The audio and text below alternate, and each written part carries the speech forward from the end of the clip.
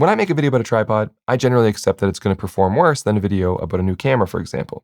But almost exactly a year ago, I made a video about this, the SmallRig TRIBEX potato jet tripod, which gathered nearly 100,000 views, which indicated to me that it was probably a good idea to cover this one, the TRIBEX SE, which not only addressed several of the concerns that I raised in my previous video, but also simultaneously cut the price in half.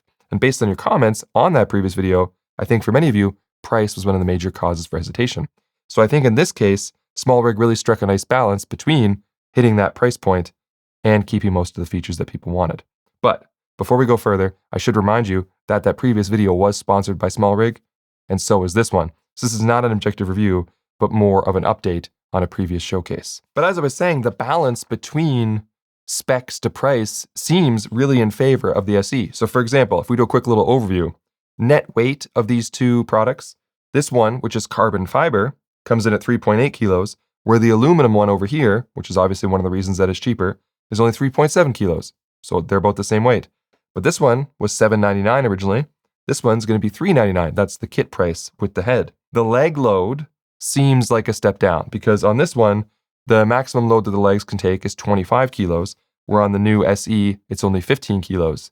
But the heads on both of them are only rated for 6 kilos. So really, it doesn't matter if you're going for the kit route, that this one's only 15 kilos because they're both effectively 6 kilo heads. And then the working height on the original was 27 centimeters at the lowest to 168 centimeters at the highest, where the new one can get all the way down to 23 centimeters, so actually a lower minimum working height, and still hits 166 centimeters at the high. So it's only 2 centimeters shorter at the maximum working height.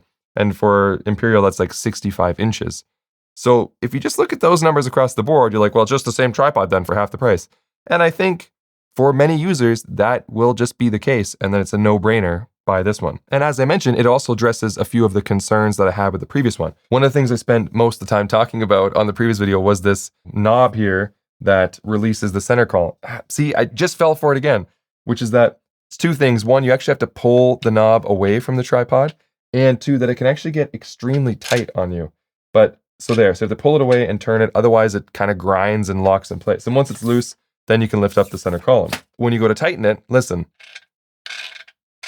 I was like, am I supposed to be ratcheting like that? Or am I supposed to be pulling it away and tightening it quietly? On the TRIBEX SE, it's just a simple knob. You can just turn it at any point. There's nothing fancy. You don't got to pull it away. Maybe it's less creative and engineered, but I just like it simple like that. Center column goes up. Lock it down.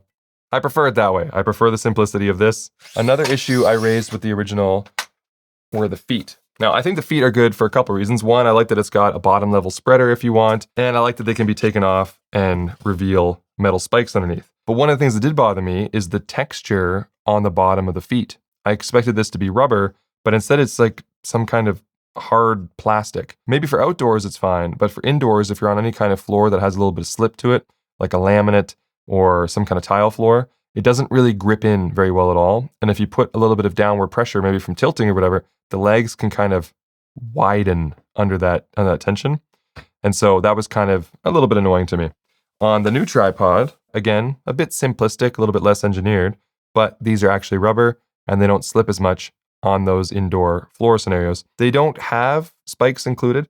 Now, there is a little bit of a point at the tip of the rubber here, but if you wanted to, you could always unscrew these because they're just threaded with what looks like 3/8, and then you could probably screw in spikes that you would have to purchase separately. And then something else that I found to be a bit peculiar, but some commenters said, well, that's a feature, not a bug or whatever, is that I found that, so we're going to get into the clutch. This whole idea of this tripod is that it uses a clutch, lets you kind of release all the legs at once.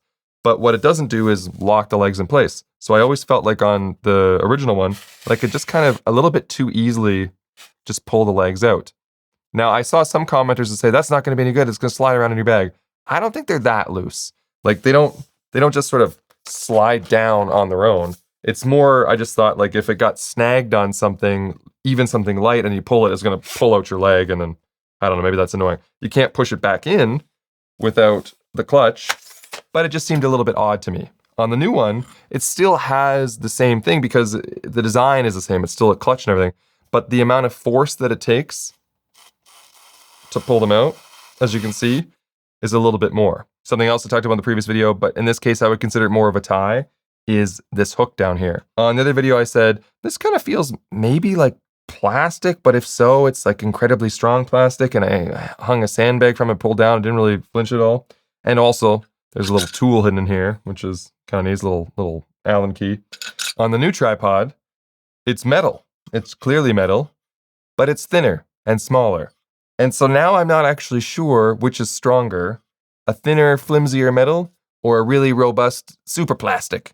But what I can say is that this one doesn't, as far as I can tell, doesn't have any secret tools hidden in it. And that's probably one of the major differences between the two that may or may not be important to people, is that the more expensive tripod has a whole bunch of little fancy little touches on it. For example, if you look under the quick release plate, you can hide your plate screws right on the head of the tripod there. There's a little tool hidden underneath here, and there's more of these, locating pin mounting points on the more expensive tripod than there are on the cheaper one. On the original tripod, the clutch, can be brought down to be tucked away, but then when you deploy it, it's kind of on an angle.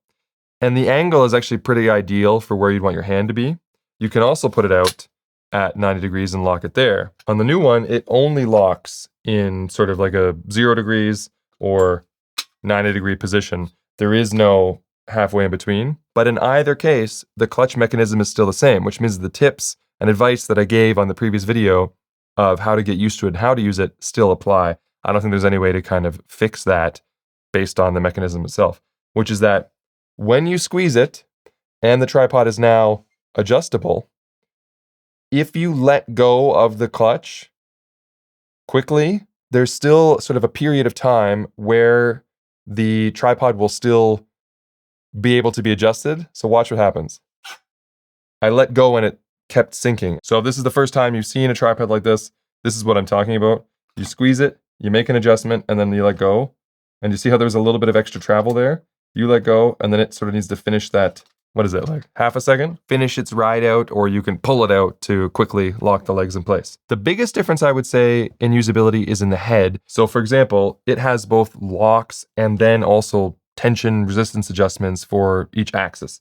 So for the pan, you can unlock it here, but then you can also adjust how stiff it is to pan. And same with the tilt. You can lock it and unlock it, but you can also adjust how much resistance you're going to feel on the tilt. And then also counterbalance. Now, like I said, both heads are capable of the same max 6 kilos, but if you want to balance your payload so that when you do tilt it, it, resists you correctly so that it's not springing around or it's not leaning more than you want it to, then you want to set your counterbalance to sort of match the weight of the payload on top. So on this one, the max that you can set it to is 6 kilos, but you can also dial it in to lighter payloads, so it will also counterbalance for those. On the new tripod, there's none of those tension adjustments. It's just lock the tilt, lock the pan, and that's it. When it's unlocked, there's a fixed amount of resistance, and that's just what it is. If you like it looser, you like it tighter, too bad, so sad. And then there is nothing on this side for counterbalance, which means the counterbalance is also fixed. I believe it's fixed at 4 kilos, which means if your payload is around 4 kilos, then you'll get a really nice resistance to it, which means basically like if it was 4 kilos, you could do this. And do you see how it's springing back on me? It wouldn't if you had the correct counterbalance. It would be like, boop, and it would just kind of hold itself in place. The alternative is that you go here, you tilt it here, and then you let go. And if your counterbalance is set too light, it just keeps going forward and like tilts over. In this case, the counterbalance is too strong, and so it wants to kick back toward, 0 position. Again, you don't really have a choice on the new head. It's just, you're going to have a certain feel, and that's what it's going to feel like, where on the old head, you could dial it in. However, if you're not actively moving the camera a lot, like your shots aren't involving a lot of pan and tilt, then it doesn't really matter because you're just going to set up the shot where you like it and then lock it down anyway. And in that case, counterbalance, pan, tilt, fluidity, and resistance aren't really relevant. Also, for people who work in cold environments, although it is aluminum, as you can see, all 3 legs are wrapped with sort of a nice texture. This will make a significant contribution to not having that sort of cold aluminum. You touch it and you go, geez, that's cold. This should help. And it also helps with grip, which if you're going to be wearing gloves and stuff, because it is cold, your gloves are going to have more purchase on these than they would just on smooth aluminum pools. So that's good. And all the other little, like the handle and everything, it's still well made and like well machined and has, everything about it is nice. It looks nice. It performs nice. My only real concern, that sort of scratchy kind of a aluminum leg thing, it works perfectly fine. As you can see, it's just there. That's the thing I was talking about. Maybe it's because before I was kind of assisting it.